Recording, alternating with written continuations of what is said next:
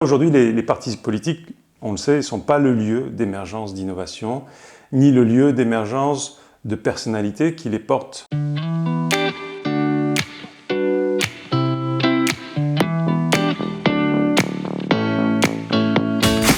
Steven Boucher, fondateur de l'agence Dreamocracy, spécialiste des questions d'intelligence collective au service des enjeux publics.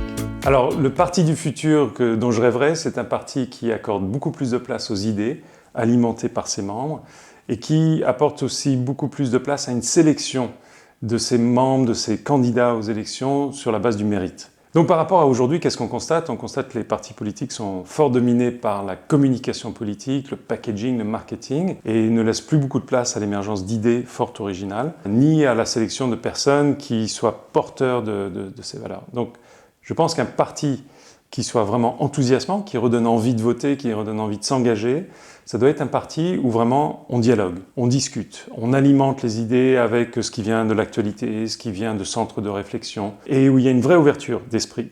Alors bien sûr, un parti doit aussi avoir une colonne vertébrale de valeurs, une vision de la société. Et ça aussi, je pense qu'on peut aller plus en profondeur. Sans devenir idéologique, on peut avoir une vraie vision de qui on est, qui est-ce qu'on veut être, de quoi on veut pour l'avenir. On a des enjeux aujourd'hui de société qui sont considérables, que ce soit les enjeux sanitaires, de changement climatique, de vieillissement de la population, d'inégalité sociale. Autour de chacun de ces enjeux, on peut avoir à la fois une vision très forte, des envies nourries par une vision de l'avenir où ça sera mieux demain, avec en même temps une vraie flexibilité, une vraie adaptation aux enjeux, aux solutions, pour amener à de l'innovation, à vraiment des choses qui permettent de répondre à ces enjeux de manière plus efficace. Et ça, aujourd'hui, les partis politiques, on le sait, ne sont pas le lieu d'émergence d'innovation, ni le lieu d'émergence de personnalités qui les portent très fortement.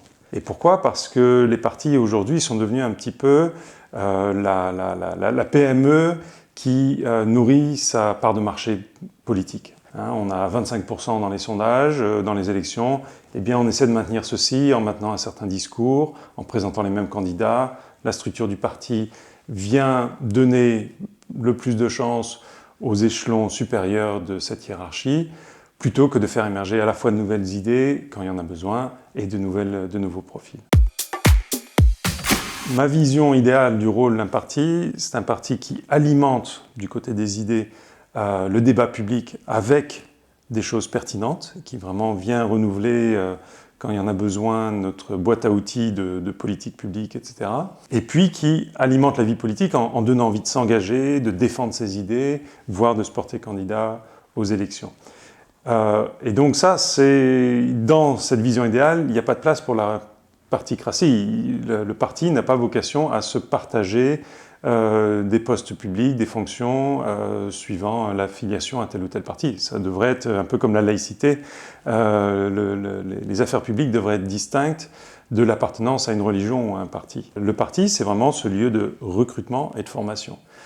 C'est ce que nous disaient les manuels de sciences politiques, mais je pense que c'est aussi ce que dit en creux la déception de beaucoup de citoyens par rapport au parti. Ceux qui essaient de s'engager, qui constatent qu'ils ont énormément de mal parce que s'ils ne sont pas dans les cercles étroits de décision du parti, à moins de faire une longue carrière en passant beaucoup de soirées dans des meetings électoraux, etc., on n'en fait pas partie. Ceux qui sont déçus de constater qu'il n'y a pas vraiment de débat d'idées au sein des partis, etc.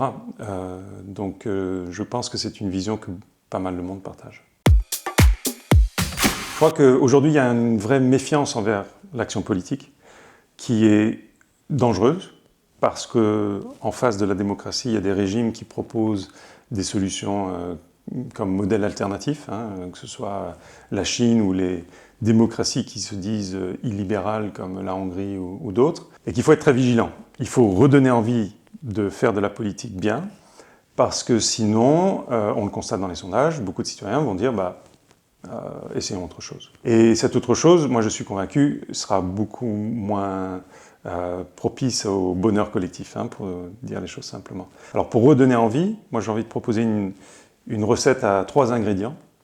Le premier, c'est que l'action politique démontre de manière plus claire sa capacité à avoir de l'impact positif sur la société. Donc on résout les problèmes. Deuxième, c'est la capacité à prendre des décisions et à choisir parmi les options selon des processus qui paraissent légitimes.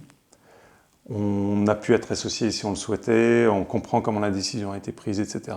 Et le troisième, c'est une dimension émotionnelle, de sentir qu'on est écouté, que le régime en place, que les institutions ont de l'empathie, à la fois pour nos craintes, nos frustrations, pour tout ce qui peut inquiéter les citoyens, mais aussi pour les choses positives, l'aspiration, le « yes we can » à la Barack Obama. Et aujourd'hui, ce triptyque, il est mal pris en charge par les partis.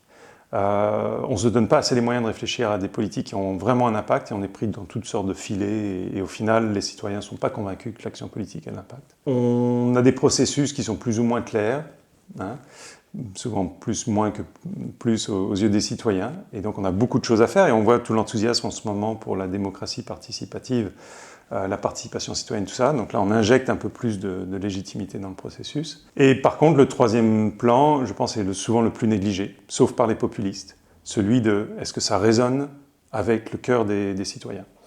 Et plus simple à dire qu'à faire, mais je crois que c'est le point d'attention, la recette, je pense, qu'il faut cultiver de manière urgente.